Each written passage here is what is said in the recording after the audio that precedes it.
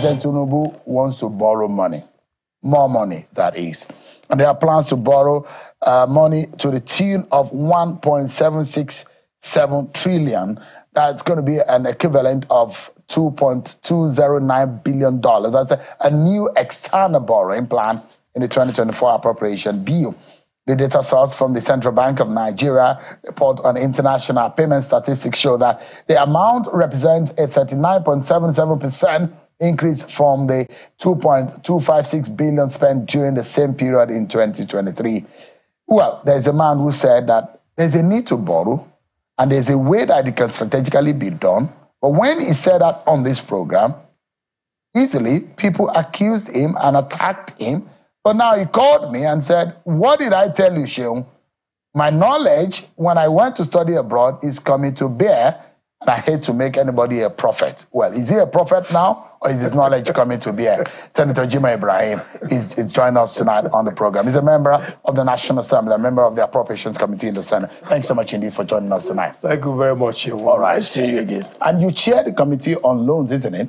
No, I'm a member. You're a member, right? I'm of the Foreign Loan Committee of the Senate. You told me at that interview that you had a brief class with the president in his bedroom. And you said a lot of things as to how the economy can be handled. You also told me how Nigeria could approach the Exim banks. And you gave a list of some of the Exim banks. You said we can borrow. You said we should exit all our debt so that we can start on a clean slate. Now we are borrowing. You were attacked. Do you feel like you are a prophet right now? Well, I'm not out to become a prophet. But facts are there. There is nothing you can do with knowledge. The truth is the truth. White is white.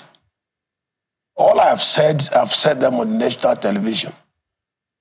We discussed about projects. And the president was very touched that 11,886 federal government mega projects are abandoned, not by the Tinubu administration, by the previous administration, combined with Obasanjo, Buhari, and so many of them, Jonathan and all that. I talked about that, but you said I'm crazy, so I left it. Now, we talk about borrowing. And I said at the beginning of this administration last year that we need to borrow money. And you people said, I'm stupid. What is the engagement now in governance? How much time of government is spent now on borrowing? Quite a lot. And at the IMF World Bank, we discussed this. My own contribution is this. What is Nigeria doing with 50% debt ratio to GDP? When in England, debt ratio to GDP is 95%. In America, is 123%. In China, 46%. You are a developing country. Tell me, what are you doing with GDP of 50%, debt ratio to GDP? To your what? Complete crazy. You need to borrow more money and borrow properly. Borrow large volume of money, exit your existing debt, and move on. Now, you want to borrow $2 billion. Is that money? $2 billion. When the Central Bank of Nigeria have launched Diaspora's Fund, and they are raking in $1 billion a month. So $1 billion a month, that's $12 billion a year. You are borrowing $2.5 billion, and that is news item in Nigeria. It can only be in Nigeria. These are the issues that you see. Economic variables are there. They must respond to economic development. Senator, just a moment. Your room principle, it might be difficult to convince a lot of Nigerians your perspective or your direction in a policy direction of borrowing as a way out of infrastructure problem, a way out of economic quagmire. Because there are those who will remember easily, those who were around and are very much aware that during Obasanjo, Nigeria was carrying a lot of debt burden. Obasanjo pleaded for these debts to be written off, which were, and Nigeria has been careful in compounding its problem by acquiring more debt. But you are asking now that we should carry more debt, yet our backs can carry those burdens. Okay, let me give you a simple example. Dubai. 12 million people. 3 million are indigent. $168 billion loan. Now, development is happening there. And now Dubai couldn't give Nigeria even visa. Is that not surprising? The oil is drying away fast in Dubai. Dubai goes to tourism, innovation and IT technology with AI. Now everybody wants to go to Dubai. Where does Dubai got the money from? Dubai got the money by borrowing $168 billion and use it for infrastructural development in such a way that you can have the number of people going to Dubai today and the number of dollars that they go with is enormous. Dubai is paying back by $20 billion every other year. Now, if the lending market disappears, where are you going to get the money from? When President Tinubu came, he had such a very large global legitimacy that people are interested in giving him money. But I don't know whether that legitimacy is still as high as how it was before, but we could capitalize on that. Now the president is moving, traveling every other week to look for money. It's not an easy task. So the key issue is that if you borrow and develop your infrastructure, you are better off. Now you talk about President Obasanjo doing debt forgiveness and all that, subject to conditions and terms. Is debt forgiveness coming at 0%? No. There are things you do, you get debt forgiveness. There are international policies that you align with and you get debt forgiveness. So these are the issues at international politics. It's about power, authority, and influence. So if you can even get debt forgiveness for $12 billion, the more reason why you really have to borrow. So if you borrow $100 billion, then you tell the creditors that you are owing that, look, I want to pay you off. Our debt is $77 billion. So we can easily say, give me 20 billion debt forgiveness. I pay 50, full and final discharge. You have 50 billion. And then you can develop a lot of infrastructure. You can attack unemployment. You can look at food insecurity. You can look to hunger. You can defend your foreign exchange currency in time of the exchange rate of dollar to naira. But if you don't borrow, I've asked this simple question. Tell me where will you get income from? More importantly, that you have surplus assets. So if you are not going to borrow, what about are you going to print money? Production cannot save us. What are you going to use to produce? For example, you have a Jakarta who has spent $10 billion. We are on site for 42 years. This is 43 years in Jakarta. We haven't been able to produce one single iron. So borrowing is the only way out for Nigeria. There is nothing Nigeria can do, and I can bet you with all my degrees from good schools, I can bet with you, you go back to borrowing. Because there's nothing you can do. Even prayers cannot help us. What can God not do? What God cannot do does not exist. It doesn't exist. So if we pray, maybe we keep praying, but honestly, to be realistic, you need to borrow good money. Not all these $2 billion. No, what in your own estimation is good money to be borrowed by this administration? Anything above $50 billion. And you can raise bond. So if Mr. President decides to visit the US, I just came back for World Bank and IMF. So I know there is money there because interest rate is 1%. Now, so if you go to US and you lost the nation bond, right? And you say 10 years and at 10%, you get $100 billion. 100 companies, global companies investing $1 billion in Nigeria bond, and this money for 10 years. You get that money easily. A central bank, one institution, went to, we were told this in IMF or World Bank by the central bank governor. He went to launch a central bank bond, for diaspora in the United States. And every month he's raking $1 billion, just single-handed effort in money market. Yeah. So the issue here is that if you have that, you say you are borrowing $2 billion. Central bank is able to get $1 billion from the bond, and their target is to get $1 billion every other month. Senator Jim Abraham, don't take the $2 billion in isolation. Yes. That's not the only money that this government has borrowed. Yes. And don't forget that this money is coming to your committee, actually, and you will scrutinize it. Whether or not you will approve it is up to the National Assembly.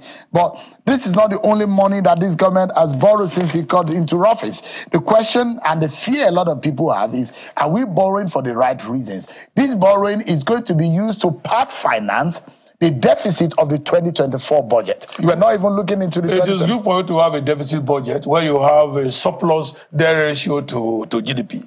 You should have a very big deficit budget. So a deficit budget helps in economic development. Now, if this thing comes to our committee, I don't see anybody going to say is against it. For what reason? $2 billion for 250 million population with a GDP to debt ratio of 50%. It's a bad idea. You need to go to another country. I mean, give us an idea, because there are a lot. I mean, if looking at the figures, our international debt figures show that in January 2024, debt servicing cost is such about 398.89%, rising to $560.52 million from $112.35 million in January 2023. Well, and there is a slight decline of 1.84%, with payment reduction from $288.54 million in 2023 to $283.22 million in 2024. The big question is that you look at your FX, you look at your value of your naira, you look at your borrowing plan, you look at the projection of your agenda. Where do we start from? That's a big question. Not only borrowing for borrowing's sake. What are you borrowing to service? Do you borrow to put in your bedroom? There are government that borrow money. There are government that borrow to pay salaries. Wait, do you borrow to put money in your bedroom? No, you are borrowing, for development. Even if you pay salary, and so what? That is going to make workers to be happy and be efficient in service delivery. And don't you know the quantum benefits of about $50 billion into the economy? Your naira against dollar will go down. So you have a good exchange rate because you have dollar there to defend your currency. So borrowing will drop the because you are bringing dollar in. You are not bringing naira. For example, this $2 billion dollar if it's borrowed. This is too insignificant. So it will not impact. Minute money. So it will impact. No, this is just launch money. What's the $2 billion? Are you worried that the exchange rate that is on the wait, $2 billion to 250 million people to finance deficit budgets of a year that will end in 2024, ending in about less than 60 days? Good effort of government. If Nigeria will understand, we need to encourage the government to do more. So if you bring money, let's take this scenario of a small case study. You borrow to complete Ajakuta. How much money do you think we drop from naira pursuing dollar to import iron? Every building you build in this country, you need how much? 30% of the building is iron component. See iron everywhere. Now, this iron, what do you use to buy it? You change naira to dollar. Now, if you have your own Ajakuta completed and running, now 27 billion naira will be saved. So people go to Ajakuta to use naira to buy iron. They are not going to go to Central Bank to exchange naira to import iron. One good scenario. How many people will be employed? How many taxes you collect from that? How many VAT will come into the government? If you have 10 of church, can't you pay your $50 billion back? So let's don't look at debt ratio. You are using 90% to service. The money you are bringing is called capital injection. Now this capital, are you going to put it under your bedroom? You're going to use the capital to develop. Allow the Tinubu administration to open the economy up. Because the economy is converging with a lot of complexities that cannot be distilled to development easily. In fact, it hinders development. If you open up the economy a bit, and let me tell you, you cannot be an island in your own country. Nigeria is a member of the Global Economic Society. There is nothing you cannot be taking loan at 30% interest rate and you say don't borrow. So what will happen? Who can do business at 30% interest rate and make profit? What is the impact of that to Nigerians in time of the prices of the products that are produced from the source of 30% loan to interest rate to loan? And how will the bank perform? What about paying back 30% interest rate to loan? Will be difficult. So you do monetary policy like quantitative easing, printing money and all that. And if you do this, will you get a stabilized economy? If you bring $2 billion, it's different from printing $2 billion worth of naira with paper and ink. So you cannot compare Nigeria debt portfolio to America. You know, I told my MBA student this very interesting joke. America doesn't owe any country. Today, America debt is about $45 trillion, but they don't owe no one. If you complain to America about the debt they are owing you, They simply go straight to the printer with ink and paper and print the dollar, put it inside the aircraft, and so deliver to you the next day, because the global economy is dollarized. Nigeria cannot print naira and sell it to America and say they have come to pay their debts. So don't let us compare this. The key issue here is that borrow sufficiently to the variables, to the independent variable that impact on the economy. Borrow for the purpose of employment, borrow for the purpose of security index, which is now very favorable. Everybody's talking about borrowing. Why don't you talk about the fact that we can't find the impact of Boko Haram anymore? Is the security index not improving? If we didn't appropriate in the Senate to Boko Haram and to appropriate to Nigeria Defense, under Bolagbaja and the Army and the Navy, and those guys did a fantastic job. Now, do you see Boko Haram coming to Abuja as it was during the previous administration? Or do you see anybody today waking up to clear Odi or whatever you call it as a community? So, quality of human life is really appreciated, except the fact that maybe you talk about hunger. Senator Ibrahim, just for a moment. Yeah, go ahead. Borrowing in the past, and why Nigerians may be pessimistic, is the trust deficit in those who have handled those funds, have borrowed in this country, and those funds have landed in the pockets of individuals and enriching themselves and their families. How do you then think that Nigerians should then wake up one morning and think that the nation should be impoverished the more when some of this money goes into the pockets of individuals? Let me help Nigeria in that regard because of future. I agree with you, and I'll come to that. But if you list 50 items to which you want to borrow 100 billion, and you bring it to National Assembly, we pass a law.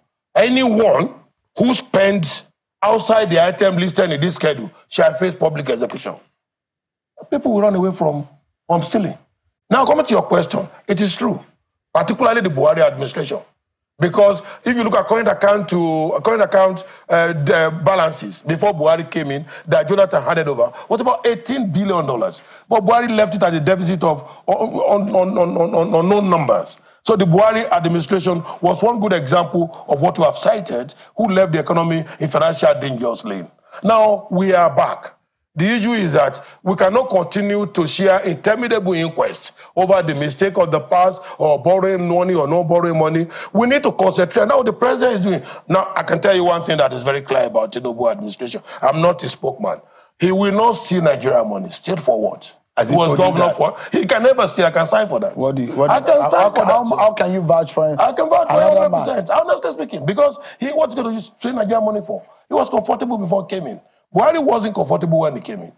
Was he comfortable? Are you accusing Buhari of stealing Nigerian money? Whether it's still Nigeria or this Nigeria, he run Nigeria according to financial dangerous plane. Check the record in World Bank. In fact, Central Bank is refunding the sum of $22 million to IMF World Bank for money remitted, but they couldn't find the traces. EFCC should do their job, or whoever want to do their job. But the key issue here is that I am here to let you know that what I said that time, you started castigating me in this hall. I was making inquiry. Yeah, but today, it has come to be what is happening. And it will continuously become what will be happening unless you go back to that advice.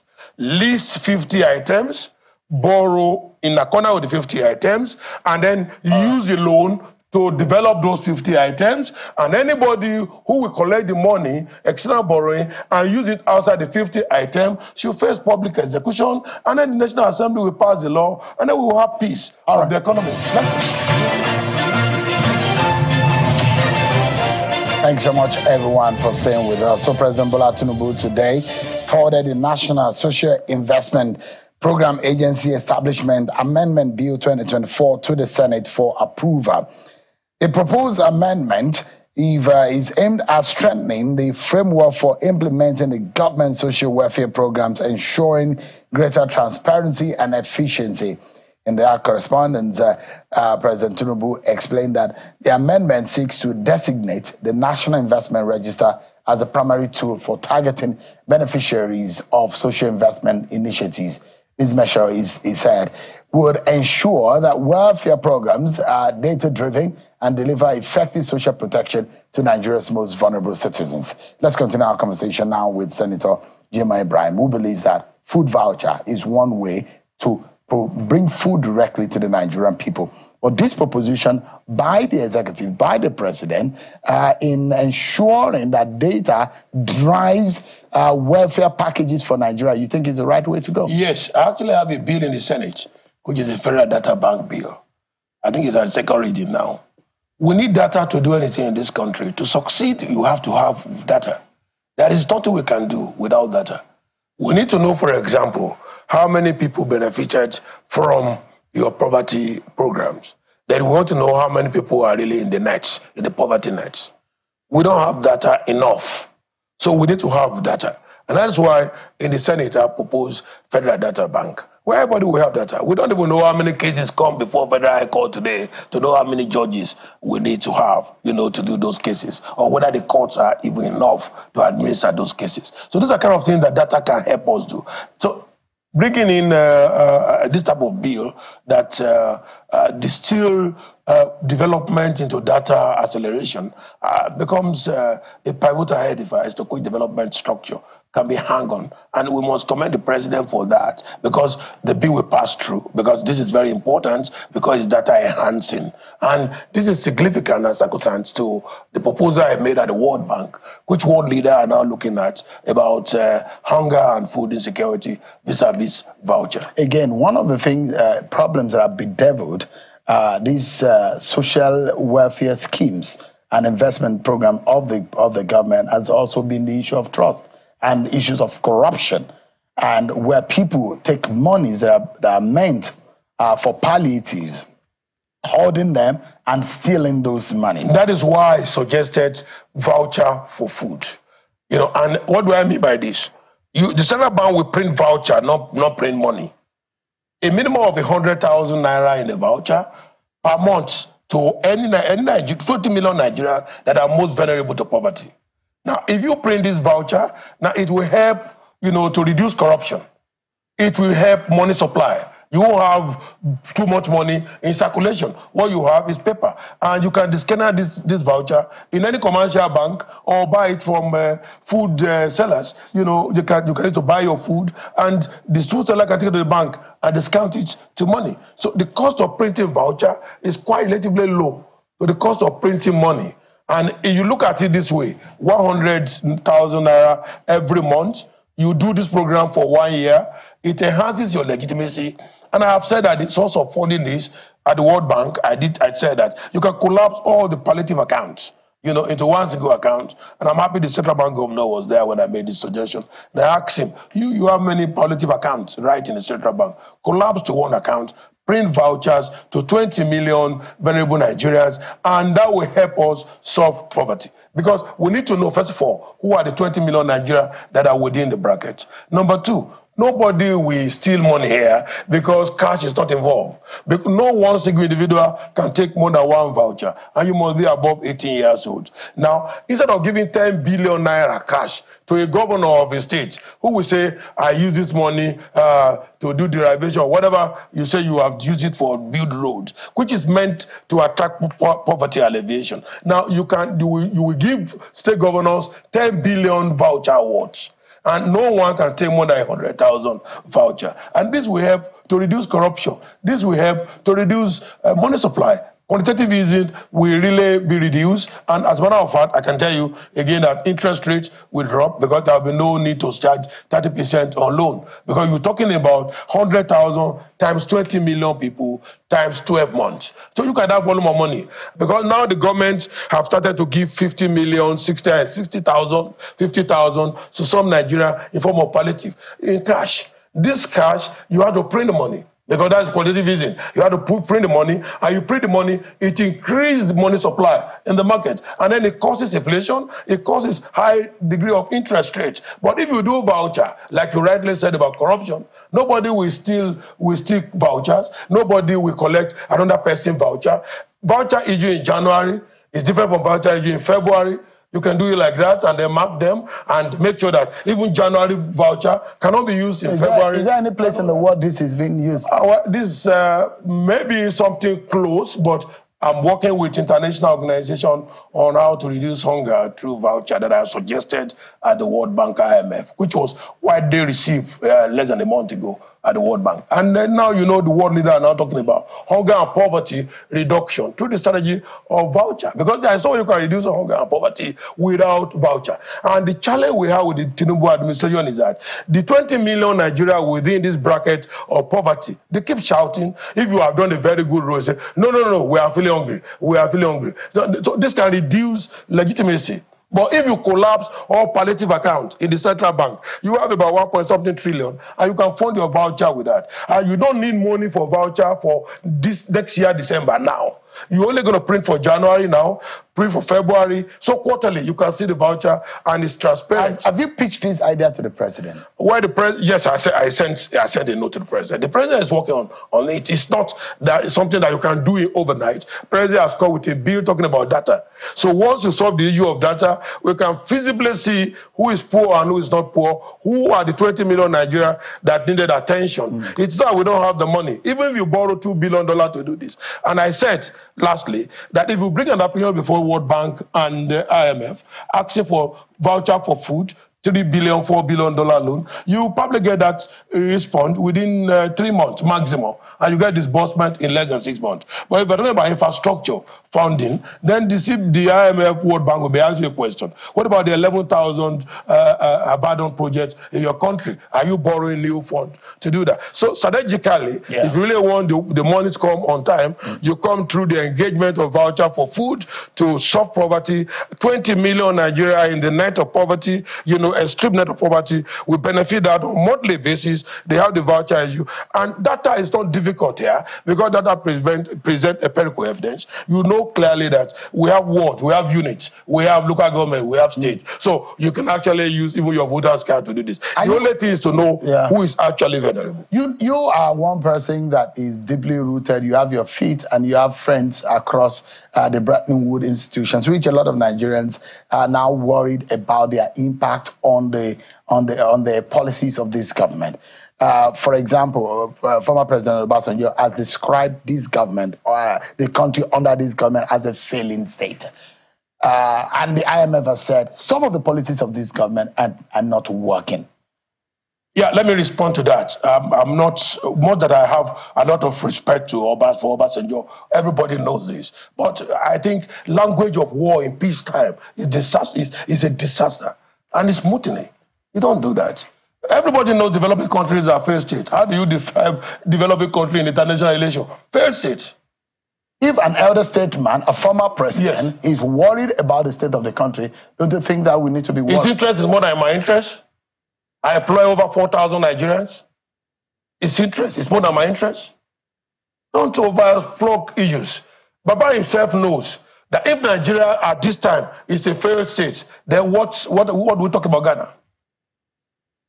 What is the debt ratio? In all parameters. Is Nigeria working? Nigeria is working. Under this government? Absolutely working. IMF says no, that things are Let me tell you, I've told you one thing in international relations. 3 things are very important if you are dealing with international politics. Power, authority, and influence. Nobody in the IMF group, let me be honest with you, I've been in IMF now for over 9 years. Is going to like Obasanjo, who like Tinubu for some of this reform that is pioneering. You think America will easily say, yes, good boy, I clap for you because you are removing subsidy and all sorts of things like that. Because you are running economic policy that's completely not dependent on this developed country. It's not being dictated by America and China and all that. So the Tinubu government knows from the beginning what kind of problem they're going to face by trying to be independent of their policy. Because the policy are not dictated from America or from China. So whoever borrow you money is the controller of your fiscal policy. But this is not the situation. So you disagree with President Obasanjo? I disagree with President Obasanjo that Nigeria is a failed state, number 1. Number 2, I disagree with President Obasanjo that is using language of war in peacetime. Why peacetime? We don't need this engagement of bullet interaction between elder statesman and government. I'm also an elder statesman till I have 2 national honors, officer of the Federal Republic of Nigeria, commander of the Order of Nigeria. You think that is small? I'm also another statement by that. So what would you have? I'm a senator of the What do you think Obasanjo should have said? Obasanjo should keep quiet. Why not? If you want to say anything, you should look at the assessment of government in totality. Why is Obasanjo not talking about Boko Haram? Why should Obasanjo keep quiet?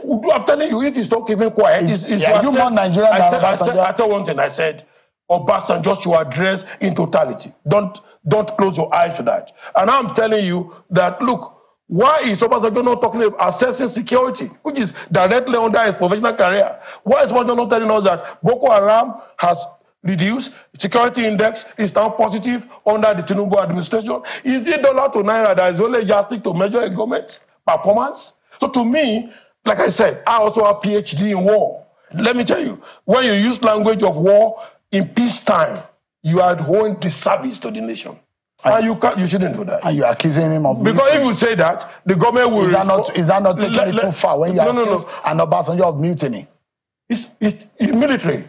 If you use language of war in peacetime, it's mutiny. It's not about Obasanjo. It's not about Buhari. It's not about anybody. But ask a military soldier, because I have a PhD in war.